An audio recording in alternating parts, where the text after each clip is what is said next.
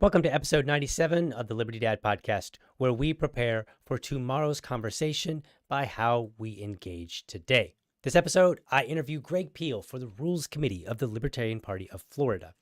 These interviews are intended to be tough, and by tough, I don't mean hostile, but I do mean that the candidates will be put a little bit into the hot seat. And why would I do that? Well, I feel that our interviews are often either too soft or too hostile. They focus on what we like or dislike about a person rather than whether they can communicate their fitness for a role. These interviews are intended to be tough so that each candidate later says to themselves, man, I should have said this. I want to give you a word of caution. Just because someone doesn't have an answer or gives what you feel is an underwhelming answer doesn't necessarily mean that they are not the right fit for the job. It only means that they weren't prepared to answer the question in that moment, and hopefully the next time they will be. The goal here is not to embarrass people or to give a tough interview such that it leads people to believe that the person is not ready for the role. It is simply to raise the bar with our expectations of leadership and how we interview them, starting with communication. With that, let's dive right in and hear from Greg. Greg, how are you doing? Oh, life is good. How about yourself, DL? You know, I can't complain, having a lot of fun doing this podcast thing, interviewing people, seeing what we can come up with, and just what kind of impact we can have, within the libertarian community here. So thank you for being on. Thank you for being in the hot seat. We'll try to, I should have reached over and grabbed my copy of Robert's Rules of Order, just in case I needed to reference it. I might need to, make some sort of objection to something that you were saying, but I don't have it handy. It's a little bit too far from me. So you're in luck. What kind of county party chair are you, DL? I know, right? Like I came to the show ill prepared. Like that's already starting off on a bad foot. But we are going to do the best that we can with this lack of preparedness on my part. So first and foremost, let's introduce yourself for anybody that's watching that may not know who you are. Tell us a little bit about Greg. Sure. So my name is Greg Peele, junior, actually. I'm technically a junior. I am a 7th generation Florida native. Wow. Rare. So calling me a cracker is a point of pride rather than an insult. Right. I specifically was born in Orlando, also rare. Grew up here, graduated from the University of Central Florida with degrees in mathematics and computer science. Recently moved to Cocoa, so not that big of a move, where I live out on a little 5-acre ranch, and then I own my own software development business, Geometric Progress LLC, where I primarily lead efforts on large-scale geospatial software and digital twins. Wow, sounds not even sure. I'm not even sure what that is. That's a whole talk above my head. Which, if people are interested in that side of me, a conference like ITSEC would probably be a better place to discuss that. Right, absolutely. Yeah. Outside of that, so I do like to garden. I have a nice plot of turnips growing. I've somewhat acquired a reputation of being the duck guy recently, since I have 4 ducks.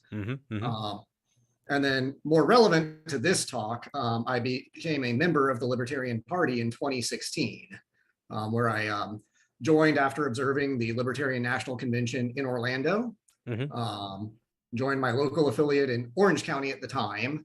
And then since then, I've served as the county party treasurer for Orange County.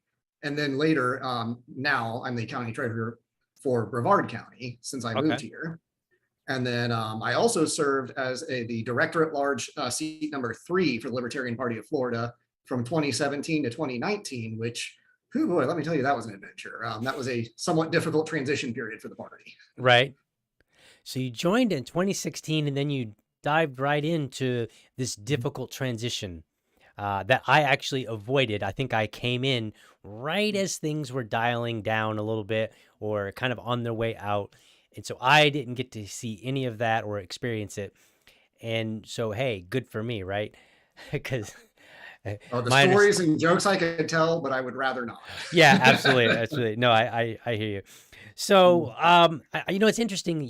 So in Orange County, you were the treasurer, and then Brevard, you were the treasurer. So what's the draw for you for being a treasurer? In general, kind of my goal for that is I'm very sort of detail oriented, do things line by line. for my business, I do all of my accounting, contract compliance, legal, all of that myself. It's something that I'm, oddly enough, am masochistic enough to enjoy.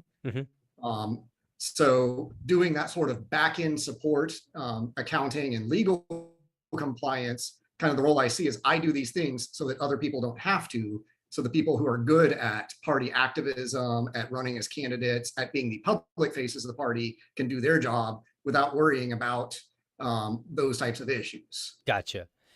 So what do you, how do you think that since you've been doing this for quite a while then, or at least with 2 different affiliates, how do you feel that either of the affiliates have benefited from you being the treasurer based on what you just said about your detail-oriented nature? Like what kind of things have improved or changed for the better? All right, so I can speak particularly for the more recently, the Brevard affiliate that I'm currently a member of. We have consistently submitted flawless campaign finance reports to our local supervisor of elections, which is not always guaranteed, right? Right. That I made sure that our party members have available all of the financial metrics that they need. And then as part of that, although I'm not as much of a public facing person, I supported the rest of our county party in fundraising and executing events that were fundraisers. And we actually raised what I believe to be a record amount of funds for an LPF county affiliate in 2020. Okay. Or 2021, my bad. Right. Where the Brevard County Party raised a total of $6,600 in 1 year. Okay, so 6,600 is the number to beat. Got that.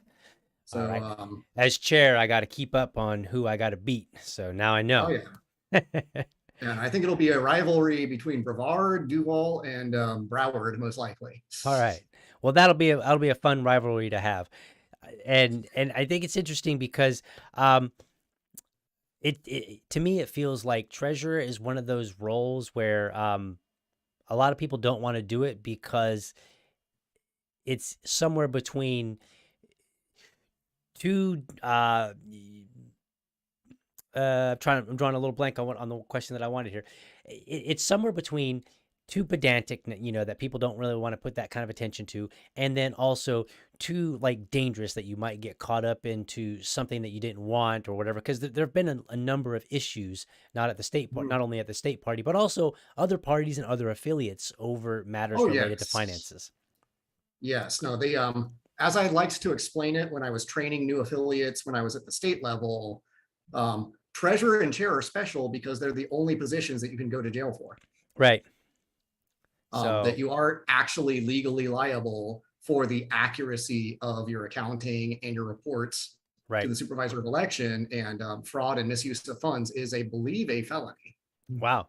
That's so there is a substantial amount of liability there. Right. The good news, and I always follow up with the good news, is this is one of the rare instances where the state is not out there to get you because it's more paperwork for them than it is for you. Right. So you have to really give them a reason to follow up on. Right.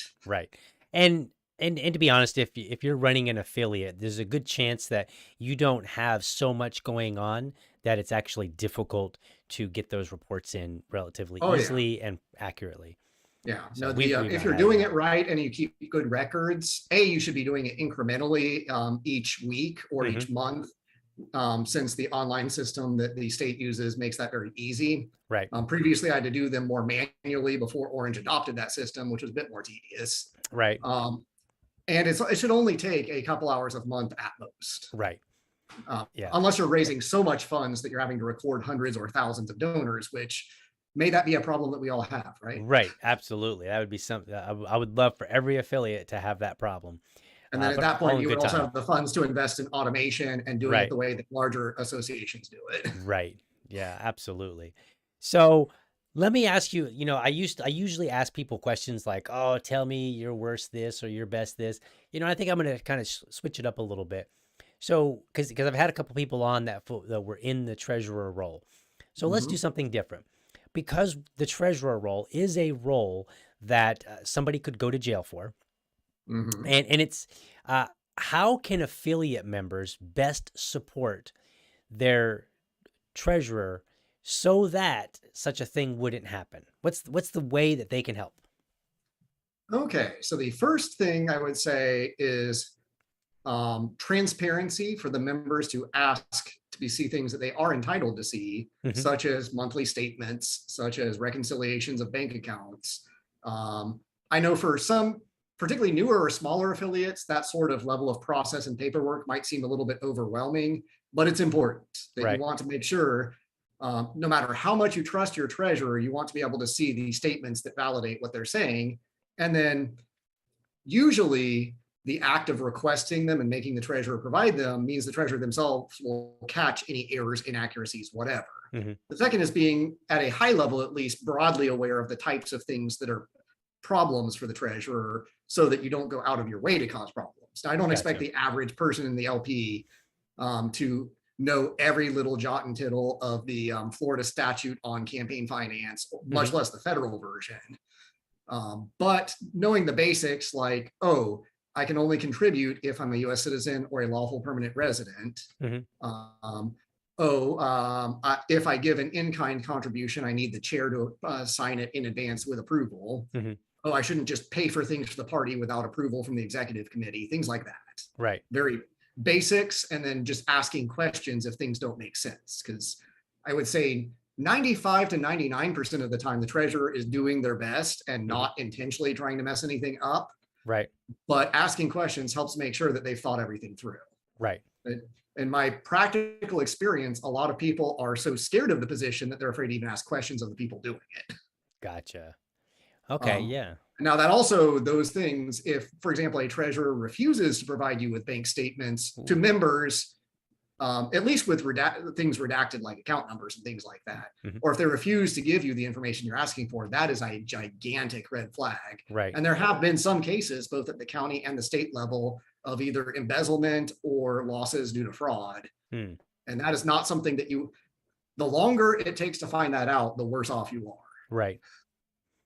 Absolutely. Yeah. We try to be as open and transparent as possible. And I would encourage people to ask questions. It doesn't have to be a hostile question. Just like, hey, I'm just curious about this. Because it keeps people on their toes. Yeah. And then the person that can help the most in that regard is also the chair, who has a very vested incentive in making sure everything is correct, because they're the other one that's liable. Right. Yeah. And as the chair, I've done some things. So for instance, we had a charge to Amazon, and the treasurer contacted me and said, hey man, did you make a charge on, to Amazon for something? And I was like, no. I was like, I haven't made any charges of any kind. And he said, well, there's a charge. So I was like, what? So we went and looked, and we dug up, and somehow it was for my card, which had been sitting in my desk drawer in my home ever since I had received it.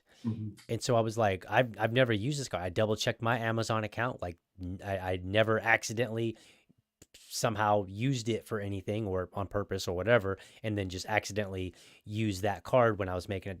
Like, nope, wasn't there. So I was like, I have no idea what's going on here. And I'm like, this card has literally never left my possession. I don't think it's ever left the house. And so then we contacted the bank and went through the process of filing a claim against that charge. And immediately, one of the first things that I said at our next meeting, I was like, all right, here's what happened. This is how much. This is blah, blah, blah, blah. Then the treasurer at one point contacted me and said, hey, the charge has been, they investigated and they reimbursed us for the charge. And I said, okay. And then I went and like you were talking about, like double checking and stuff like that. I went and I just double checked, to see that it actually happened. I call that my, the Reagan trust and verify, trust but verify. It's a phrase I use all the time. Yeah. And the guy that's running the guy that's our treasurer, he's a very trustworthy guy. I have no doubt about him at all whatsoever, but I'm like, as a matter of good practice, just check and make sure that, yep, this happened just like so-and-so said. And if you just make it a good practice, then you'll always do it. And it's never about whether or not you can trust the person or not. It's just about making sure that a second set of eyes has confirmed whatever has happened. And then at the very next meeting, I said, here's a follow-up to what happened with that particular transaction that was in question. Yep. And I think you'll agree that part of that, the value there, is that while we're having this kind of more public conversation with the affiliate members, if there's something that one of us has overlooked, or if there's a Mhm, question that needs to be asked, there are members there that might think of it and ask it. mhm. But also, if you tell people early what's going on and you keep them aware of stuff, I think that goes toward your, their trust of you. And so Absolutely. when you need them to, when something happens and you say, look, I don't have the answers, I promise you we're going to get to them. And I promise you there's nothing nefarious that I know about, then you will have built up that reputation of honesty and people Mhm. are more willing to trust you. Yep. And Right. then you have that trust when you do need it, if you're in a position where you need people to trust you for whatever reason, Right. because you've built up that reputation. Right. Um, and people, in my experience, are far more forgiving of mistakes or accidents than they are of cover-ups. Mm-hmm. That the And cover-up is often worse than the original right. issue. And sometimes it looks like, if the situation can play out in a way where it looks like a cover up, even though it's not really, somebody's just fumbling. But again, I think if people are forthright at the very beginning, if you start to fumble a little bit, it will be perceived as such rather than as, oh, okay, what are they doing here? Like, why did, it's kind of like if, it's kind of like if my, if my wife, if I go out to lunch with somebody and, another woman, and then I tell my wife, like, hey, I went out to lunch with, your best friend. I don't know. And that's kind of a weird conversation to have, but let's just say that it happened, right? And she'd probably think nothing of it. But if she finds out 3 weeks later that I went out to lunch with her best friend, Mhm. and then she's gonna be like, oh, what were you out at lunch with, Jennifer for? Mhm. Oh, well, this thing. Well, and this is what I mean. I mean, it's a bit of an awkward analogy to use, but I think it kind of illustrates exactly how something that maybe it was just an honest lunch that you just forgot about, and or maybe you were planning something for her birthday, or there's any number of reasons why you could have legitimately went out to lunch that had nothing to do with infidelity. However, it can easily look like you're trying to hide something, and Yeah. the moment it starts to look that way, almost everything you do becomes digging a deeper hole. Yeah. That actually very much reminds me of when I was first running for director at large in 2017. Hmm. A similar topic came up, that one of my campaign themes was transparency of the LPF Executive Committee. Hmm. And some of the existing LPF Executive Committee members, very exasperated, asked me, what do you think we're hiding? And my Right. response was, to be honest, nothing. I don't think you're that interesting. Right. However, the perception that you're hiding things is causing a bigger problem. Right. The most useful thing of transparency is the belief that people have that you are Right. transparent. If they believe that you'll tell them anything they need to know, and if they believe that you'll give them a straight answer, often they won't even bother asking. They'll just feel secure that they could if they wanted to. Right. So that's a great segue into that role that you had, the director at large 3. So how did that play out? Like did you end up delivering the transparency that you said you would? And how did it, did you find it difficult on the executive committee to do that? That's almost that's almost the answer right there, folks. No, there was I I mean, tease. acknowledging that I was one member of 21, and Right. for the LPF executive committee to do anything, you need to get a substantial amount of consensus and agreement. Hmm. I do think that we did improve on the transparency of the state party. Okay. There was a public forum that was run for a while that Hmm. members had the right to access. I believe since then there's been technical issues with that Hmm. due to more IT and hosting. Although I'm sure I wouldn't be surprised if, per my earlier statement, some people believe it's for nefarious reasons. Right. Um, Okay. but yeah, there was a few things like that. We also, I kind of segged from transparency initially, and part of that was also being very public about notice of what the LPF is doing, Hmm. including trying to get agendas put out publicly in advance so people could review motions in advance. Hmm. And again, I was just one person and what, fifth in line in the officer succession. So Right. it relied on the cooperation of a lot of other people. But I do think that we improved the transparency of the LPF in that regard. One thing that I found difficult since leaving there is maintaining that sort of thing due to continuity issues. Mm-hmm. We have a lot of energetic people coming in that maybe don't necessarily know the lessons that we learned from those of us that previously served. Right. But I do think there were improvements on that regard. And then that actually transitioned into the next major theme that I pivoted to once I was in the position and realized what the needs were, Okay. was affiliate training, initially focused on new affiliates. And then I realized over time that existing affiliates almost needed it even more. Gotcha. So you went in, so you campaigned on more transparency, and then you And believe improved communication, particularly between the state party and the county parties. Okay. And you believe that that did improve. Yes, not as much as I hoped. And Okay. there were a lot of interesting and fun issues along the way, as there often are in political parties. Right. And I'm reiterating here so I can get to my the question that I really want to ask, which is, if you were doing it again, if you were running for director at large, any one of them really, how would you campaign differently, knowing, because you mentioned two things there that kind of I caught my attention. One was, hey, I campaigned on this transparency. And then you said, you know what? I found out that 1 out of 22, 23 people makes it very difficult to deliver on that promise. But I think that transparency is a necessary thing. Like people, and again, it doesn't always have to be, what are you hiding? It can just be, I don't think we're doing as good of a job as we could be. So therefore, we're not instilling the confidence level that we should be. So with your experience that said a lot harder to deliver, and then your campaign promise that you were that's what you were going to do, how would you campaign differently if you were doing that again?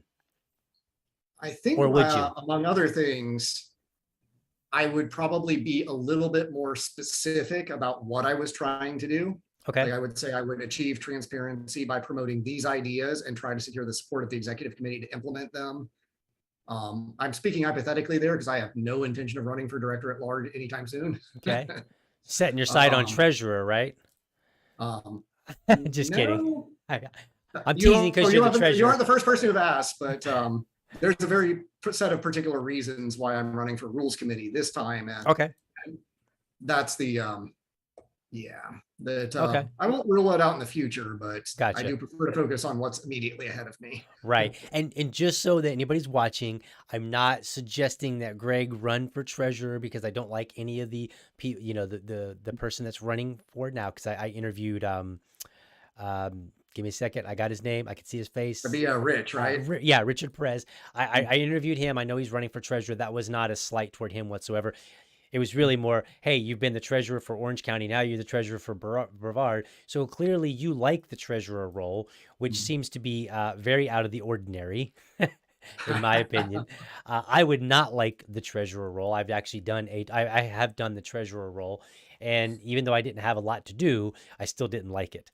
And part of it was that, having to do the reports and being so, having to fill them out. I don't like data entry. So anything that's data entry, I'm just like I don't want to do that. Okay. Everyone has their role and everyone has their skill set. That's one thing I would like to encourage everyone in the Libertarian Party to reflect on, actually, is that a lot of times people step up to positions because they feel like they have to, because the position will go unfilled, or because like the sky will fall. And that's, at least with the training I received on how to work with volunteer organizations, that's usually not a good way to approach it. Right. For volunteer organizations, which we primarily are, there is some paid staff at the national level, but beyond that, you really need to focus on what are you passionate about, what are you willing to champion, what motivates you and excites you. And for most people, that is not accounting or rules, for that matter. Right. Although I say that for libertarians, we do seem to have a disturbingly high proportion of people like me who do enjoy bylaws. Right. All right. So let's talk about the rules committee, and let's kind of segue with asking, so you were a director at large 3, and it was an interesting experience for you. And then you took, what was it, a 1 year or 2 year break before now? We're actually at 3 years now. Oh, 3. Oh, it's been okay. My It's been a term minute. ended in June of 2019. Okay, so Almost. 2019. So it's a two-part question. Why did you decide not to continue? And then what has made you decide recently, like, you know what, I'm going to get back? Because the rules committee shares a little bit. I mean, I don't think it's quite as involved as the director at large, but the rules committee does have but it does have a significant role. So what motivated you to step away from the executive committee, and what motivated you to take a run for the rules committee? So as to what motivated me to step away from the executive committee, I was probably one of the only people elected in 2017, other than the party chair and the party vice chair, that actually served their entire term. It was a very difficult 2 years. Okay. There was a lot of interpersonal conflict, a lot of factional conflict. There were a lot of, and there was not a lot of trust between the different sides and all of that. It was a difficult situation. I feel like that we did make progress during that term, and I built relationships with people that were initially not friendly. Mm-hmm. But it took a lot out of me, and it basically, by the time I was done, I was said, if I continue doing this again for another 2 years, I will burn out, I will step away, and that doesn't help anyone. I would rather drop down and focus locally to my county affiliate, who also needed the help, which would have been Orange County at the time. Gotcha. So that was, I mean, I would say the LPF executive committee today is not quite as grueling as it was then, but it's still not an easy job. And people particularly underestimate for director at large, because the Constitution and bylaws don't prescribe particular duties for it. That doesn't mean you don't have things to do, that you are basically the goodwill ambassador for all libertarians in the party. You get to hear everyone's problems. Right. And so do people reach out pretty regularly?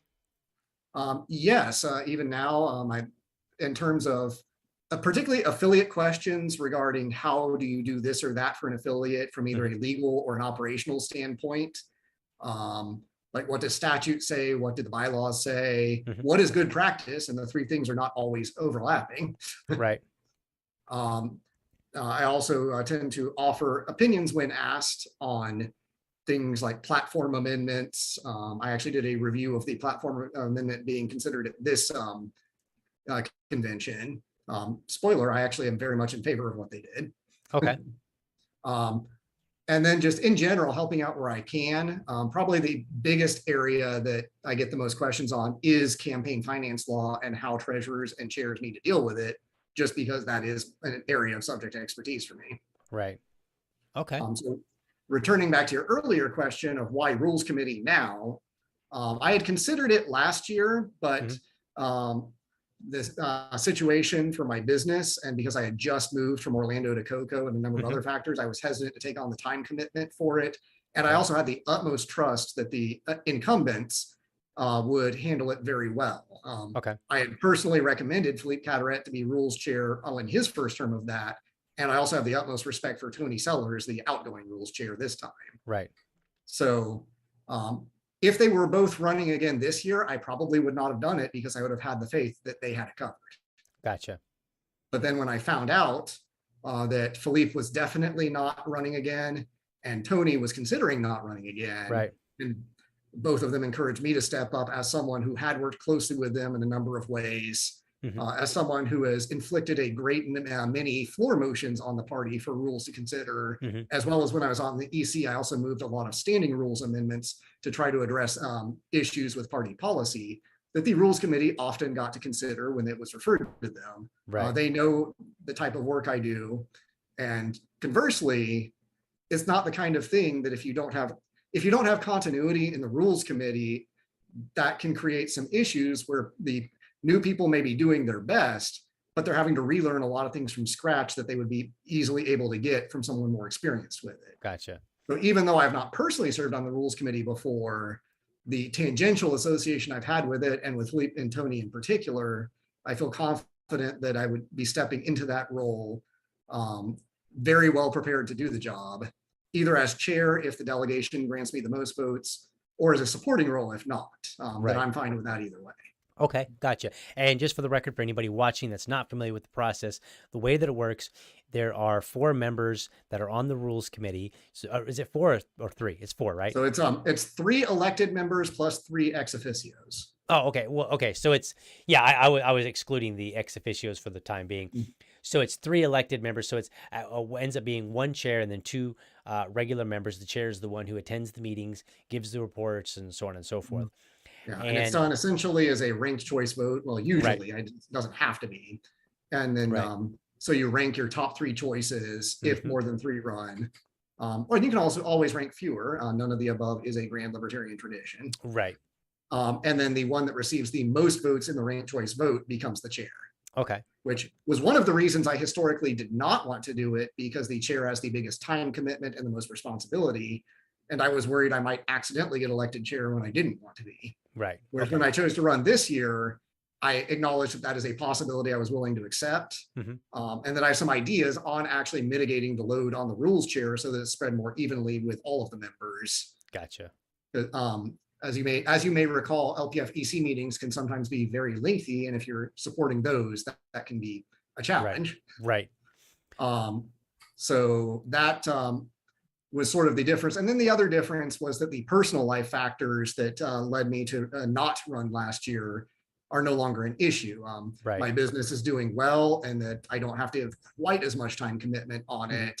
We've moved past a lot of the concerns I had about COVID mandates and the impact on my business model. Because I was, for a while there, I was worried I might have to find an entirely new business model if the government made the way I approach things impossible due to my insistence on employee medical privacy, let's say. Right. So there was a whole mess of factors that meant that when I found out that there would likely be no incumbents this year and I had the ability to serve, then I very quickly decided, after initially refusing it, because I had been asked before and refused, I decided to change my mind and run for it because I felt that I was actually able to give the time and do the position such that it deserved to be done. Gotcha. Okay, fair enough.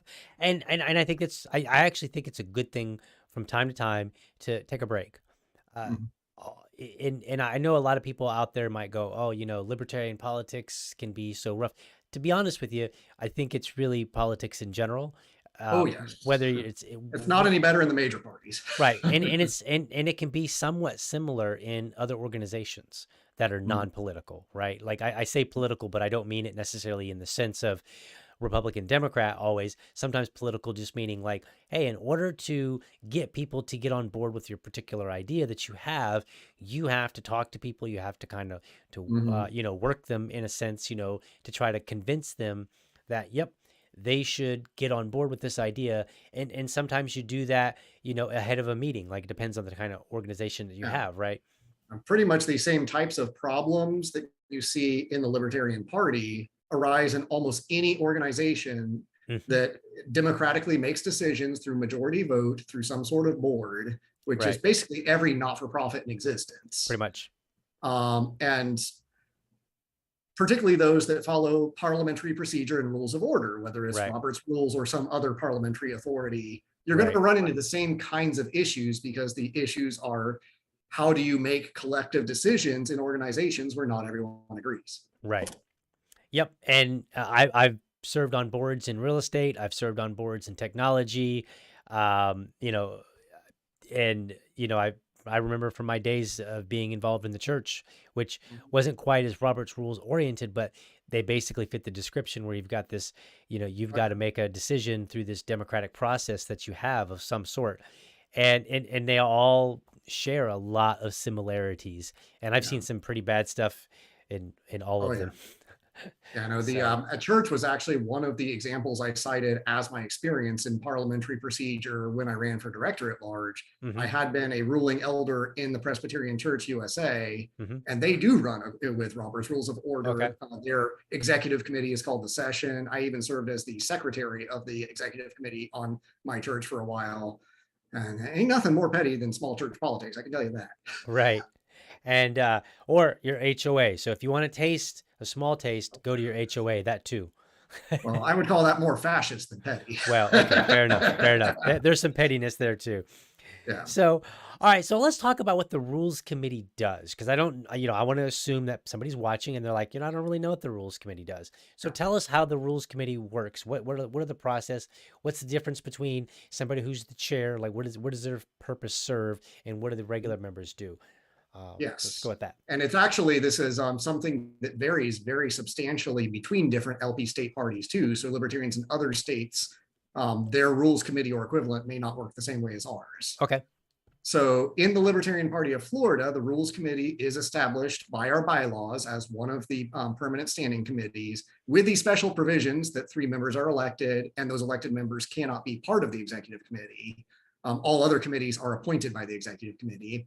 The Rules Committee is intended to serve as essentially an independent check and balance on the executive committee to an extent. However, unlike in many other states, it is not a judicial committee, meaning we do not have on the Rules Committee, we would not have appellate authority over the executive committee. We cannot overrule them. What the Rules Committee is tasked with doing is to identify and craft amendments to our Constitution, bylaws, and standing rules that improve the function of the party, safeguard our member rights, safeguard our county affiliates, and propose those to the full delegation at the annual business meeting each year. So every year there is a rules proposal from the Rules Committee that are the officially blessed amendments that are recommended to be moved after we've taken a year, in theory at least, to carefully craft them and make sure they don't have unintended consequences. Now, I do note that anyone can move motions to amend, not just the Rules Committee. However, the Rules Committee has commanded substantial respect in the party, and rules proposals generally tend to get a lot more trust than random floor motions. Got it. The Rules Committee also has the authority to propose standing rules amendments directly to the Executive Committee, since the Executive Committee can amend those at any time. Right. The Rules Committee, although it does not have appellate authority, and it does not have the ability to overrule the Executive Committee, can issue advisory opinions on whether the Executive Committee or any other part of the party is complying with the rules or what the proper way to comply with rules or law would be. So a lot of the questions that the Rules Committee gets are, hey, is this, what this is doing, is this complying with state law, or is this consistent with the bylaws, or is this other, like, if here's what we want to do, how do we make that legal? Gotcha. So while it doesn't have appellate authority, does it have, I guess, more generic authority where if the Rules Committee comes out and says, hey, we find that this motion that was passed by the executive committee is inconsistent with the bylaws, right? Does that have significant weight such that the members will kind of come out with their pitchforks, or does it just kind of like, okay, they said it and everybody moves on? So I wouldn't say necessarily that the general membership has that much visibility on the inner workings of the party. One thing that I think a lot of libertarians in leadership like us kind of miss sometimes is that 98% of libertarians just want to be left alone. They don't want to be in the inner workings of the party. Right. Now, among the leadership of the party, yes, the Rules Committee has, at least historically, commanded substantial respect because of the trust people have had in its members, as well as their reputation for fairness and impartiality. And that is something I would absolutely want to uphold. Gotcha. So if the Rules Committee has an issue with something, the Executive Committee typically takes that very seriously. Got it.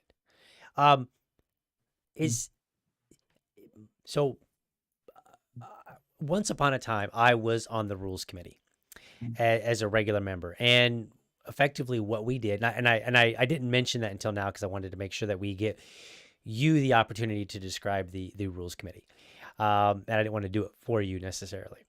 And I remember that we would take motions and we evaluate certain things, and we would evaluate the language, like, does the language leave somebody, leave the party open? Does it, Yes. You were talking about consequences, unintended consequences a moment ago, like, could the wording like this lead to, this kind of unintended consequence?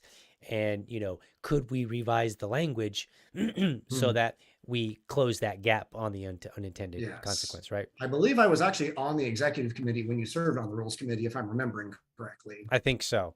We referred a lot of motions, particularly a lot of my motions, to the Rules Committee for evaluation. Right. And if the Executive Committee does refer it to the Rules Committee, then the Rules Committee can make an authoritative motion back. Right. And then the Executive Committee will either adopt it, amend it, or reject it. Right.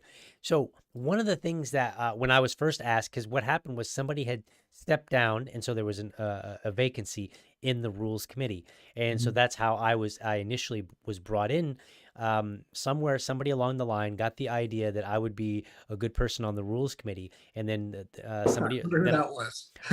and then I got approached, and then I said, "Oh well." One of my first questions, and I remember reaching out to, I believe it was Philip Carteret. I reached out and I said, "All right, look," or I don't remember who I reached out to, but I reached out to somebody, and I said, "Is this a position that's going to be kind of insulated from a lot of the drama that's happening?" Because I don't want to have anything to do with it right now. Like, I'm still getting my head above water of what's going on and trying to learn, like I'm trying to learn just kind of what procedures are happening. Like I really, I can't be saddled with this, and I don't want to be fighting with people before I even have, before I even figure out what's going on. Right. So in your opinion, is the Rules Committee generally separated from the drama, or is it possible that drama could kind of seep into it? So in my prior experience, the Rules Committee was relatively insulated from the drama, and that was largely by the choice of the Rules Committee itself. Okay. That you can always choose not to participate, right? Right. In one of my kind of joking taglines that's not a joke is if people know what the Rules Committee is doing, and if they make the social media or the news, it's generally not for good reasons. Gotcha. That the Rules Committee typically stays apart from the more day-to-day of personal issues or factional conflicts. Because when you say drama, it usually boils down to either there are people that have very public interpersonal issues. We've seen plenty of that. There are wider factional battles. This year is not the first year that's happened. Right. Or there's the rarer cases, there's actual legal issues or other serious issues. And those the Rules Committee absolutely should be involved in from a law and policy standpoint, but not from a drama standpoint. Got it. There's certain times, like if libertarians are complaining about each other on social media or moving motions to remove each other and all that, you don't want to get involved in that mess. Right. But if the FEC is sending you a legal notice of non-compliance of this, that, or the other, the Rules Committee probably should be involved in that. Got it. And so effectively, the Rules Committee by nature has this wide opportunity to remain separate, but it largely does depend on the members kind of just seeking to behave as objectively as possible and maybe not get out and start talking about things publicly. Yes. And that's realistically for any group, that's about the best you can do. Your what choices your members make within the framework of what your rules specify is always up to the virtue and quality of your members. Right. So, and since the Rules Committee is elected and there are 3 people, the delegation could, for example, choose to put someone on there that believe that the Rules Committee should take a more activist role or a more public role on taking sides on this, that, or the other. Now, from the committee standpoint, it is still a deliberative committee. It is still run according to Robert's Rules of Order for a committee, and the Rules Committee by its nature, you're going to be more careful about that than most. Right. Since you want to make sure your proposals are absolutely airtight.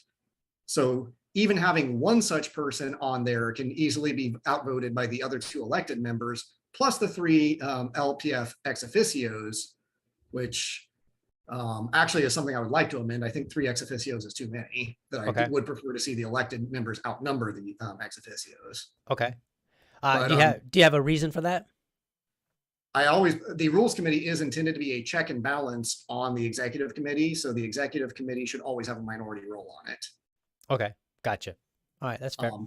Not that I have any issues with the current Executive Committee to my knowledge, but you always have to evaluate things in general principles and not just do I like the people currently holding positions. Right. And, if we're talking about the Rules Committee and you say, hey, I think this change might need to be made. Well, I mean, it is the Rules Committee, so there should be some sort of objective rationale behind it, right? Yes. And right now, as it stands, the ex officios on the Rules Committee could veto every proposal the Rules Committee makes on a 3-3 vote because a tie fails. Right. I don't think that's appropriate because the Rules Committee, among other things, might be proposing motions to limit the power of the Executive Committee. Right. So you would your aim. I don't know if that's ever really happened in practice, by the way, but I'm speaking in terms of general principles and safeguarding member rights, particularly as we look around and we've heard of issues in other states involving interpretations of rules and judicial committees and things like that, which is probably a bigger can of worms than we could get into in this particular talk. Sure. Yeah. I mean, what I guess what I'm looking to do is just make sure that people understand the purpose of the current purpose and the current understood workings of the Rules Committee, and then also get a sense of, okay, you mentioned that, hey, I would like to run as and get the most votes so that I would be the Rules Committee chair. Yes. And so and there are some practical reasons for it. I didn't get into that. The first is just improving the Rules Committee at an operational execution level with project management processes that I've learned and developed in the software industry.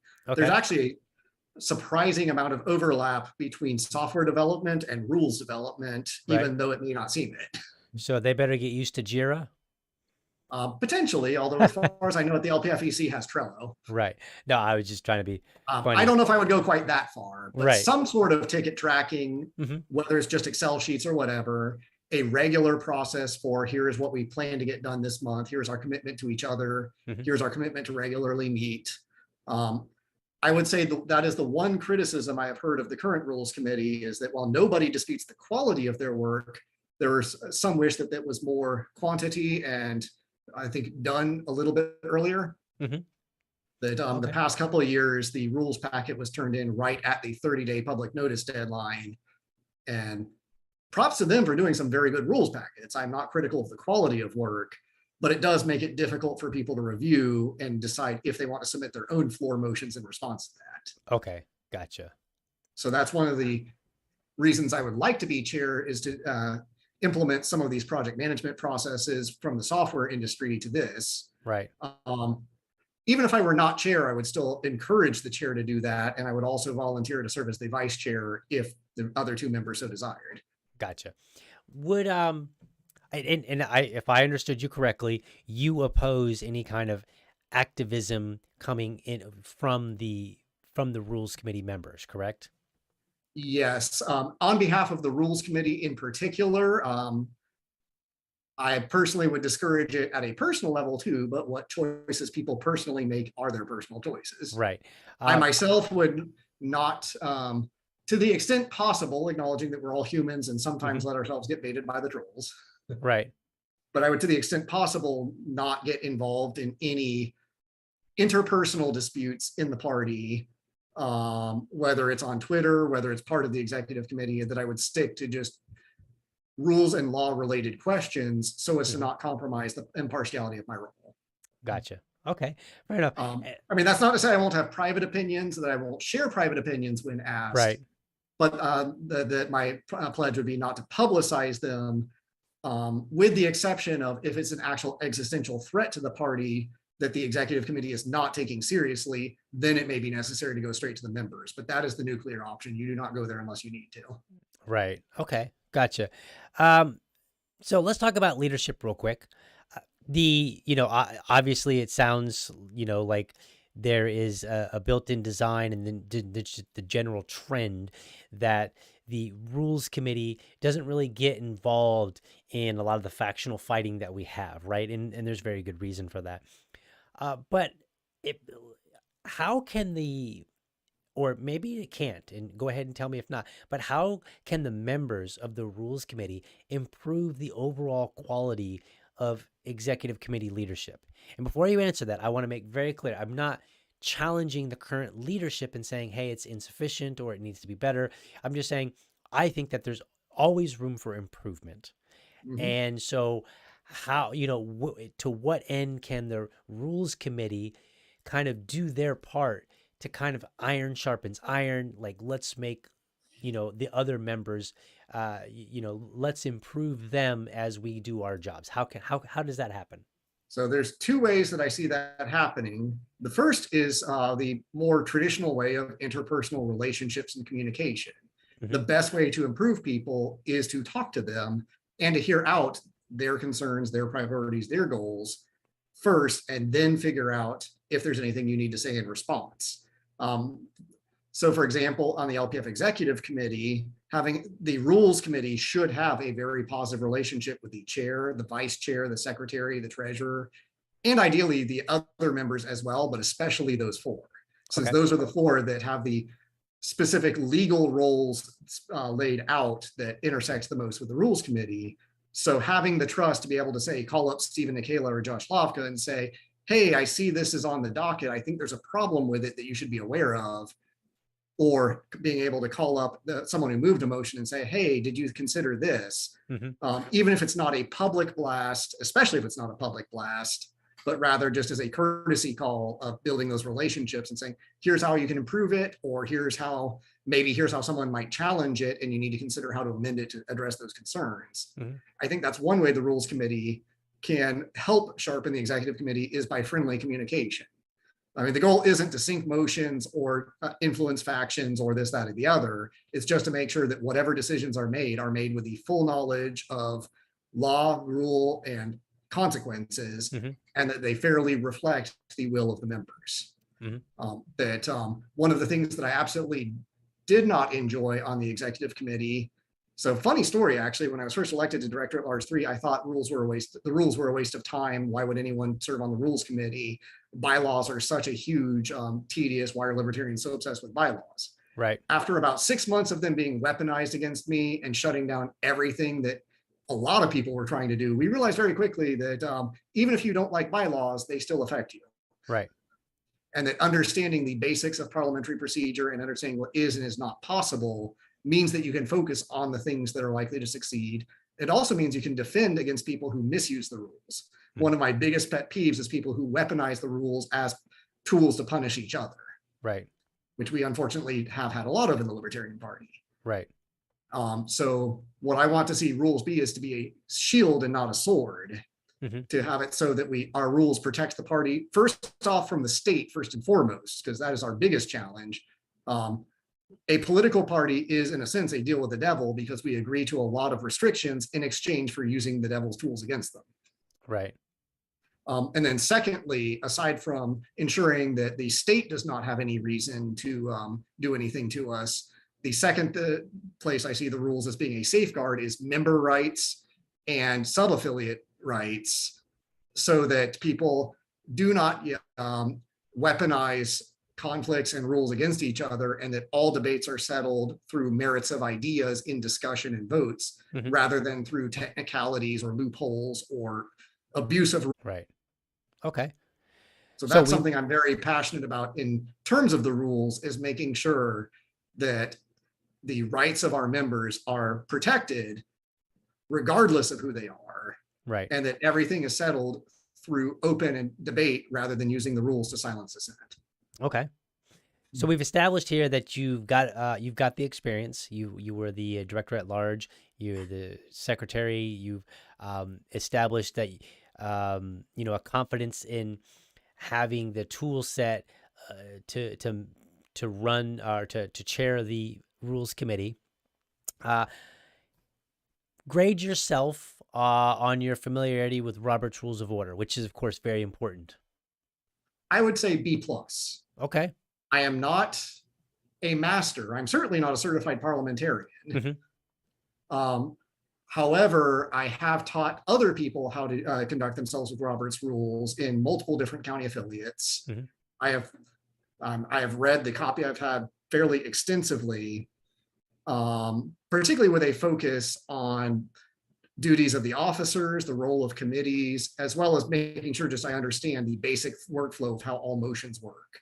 Okay. So I will say that anything I don't know about Robert's Rules, I know enough of how to look it up. Okay. But I certainly won't claim that I know every detail of every motion off the top of my head. Gotcha. No, I would hope not. I would actually be skeptical unless you were like, I'm a 40-year veteran of Robert's Rules of Order. you know, and then I'd be Someone like, who's a certified parliamentarian and has a lot of experience, you might expect that. I am not that, but I'm close enough to I think, get the job done. Gotcha. Okay.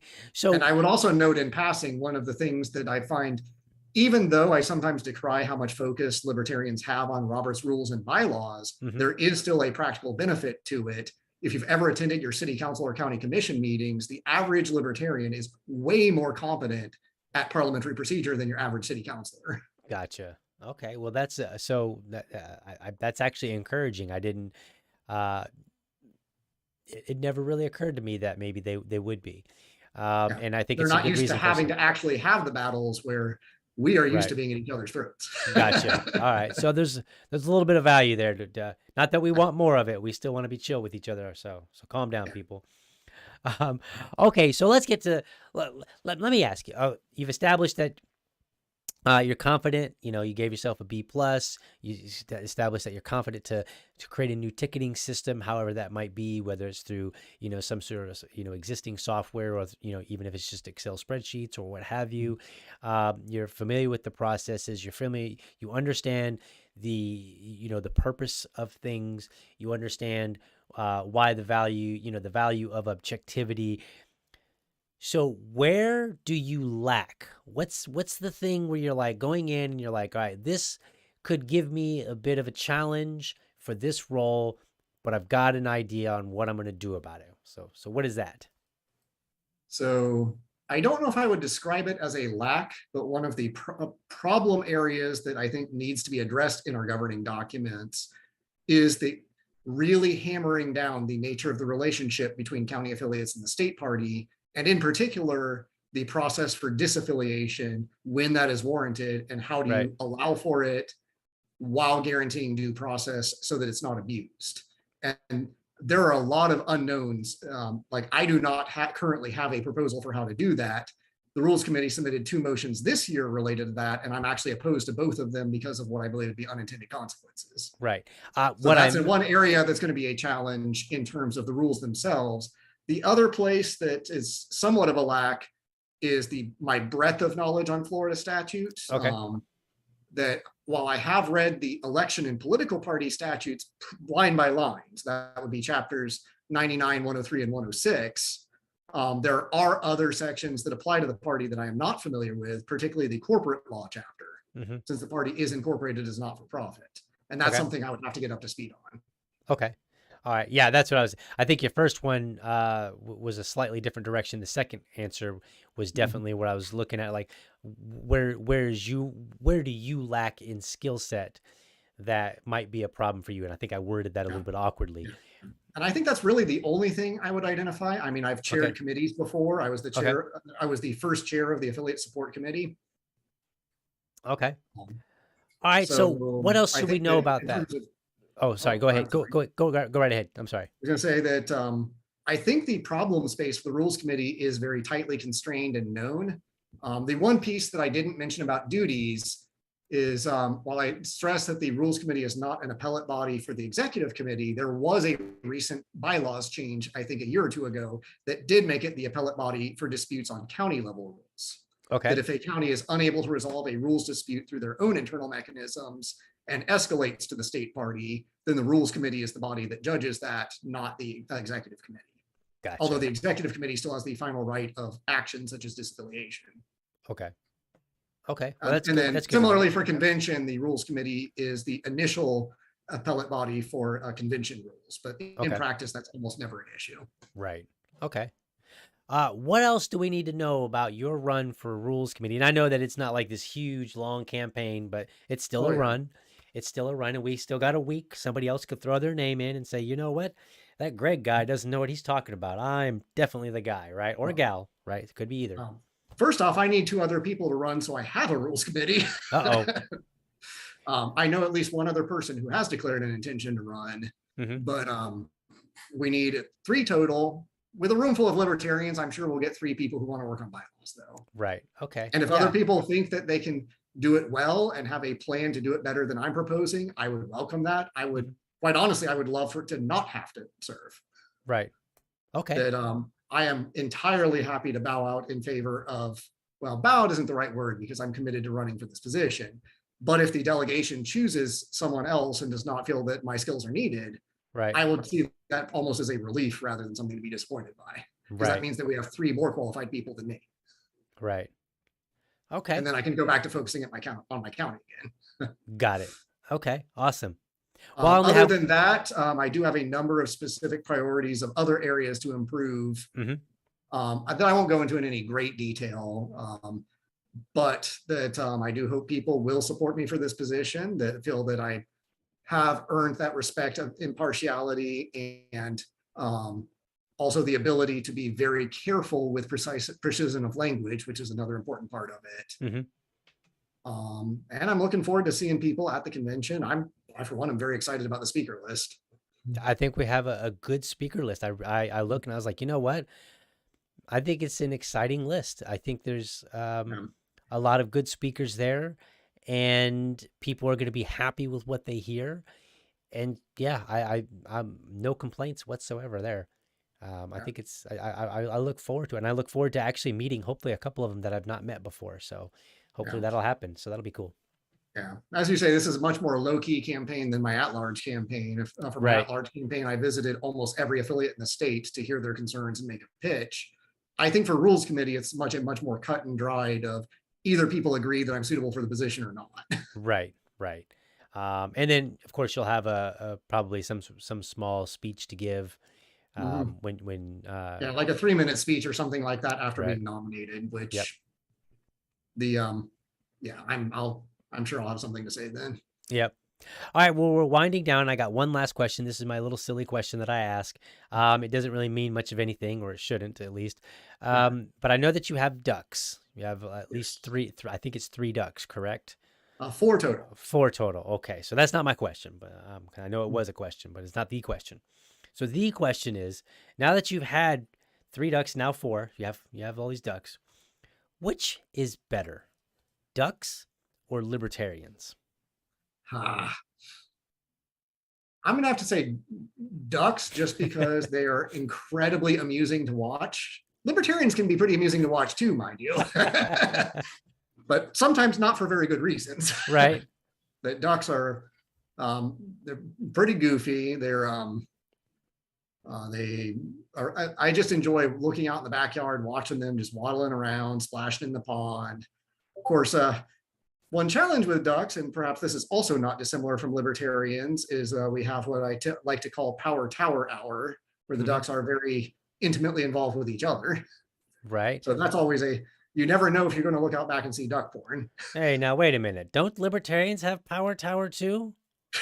So I've heard. Wow. I mean, maybe ducks and libertarians aren't so different after all. Who knows? As far as I know, ducks have very little concern about violence. Well, there's that. So, fun fact. When I was younger, I actually got bit by, I believe it was a duck.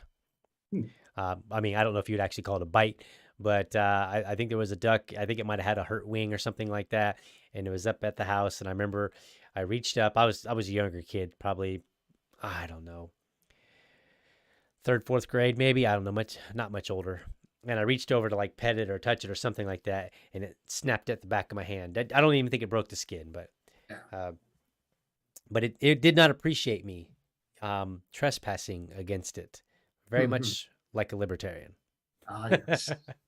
So, in reference to current events, that actually amuses me a bit too, because they're not ducks, but the Canadians kind of have the Canadian goose is their symbol, and that is shall we say, a far more impressive version of that, where you do not want to mess with the Canadian goose. Right. Yeah, I try to especially when it's nesting time.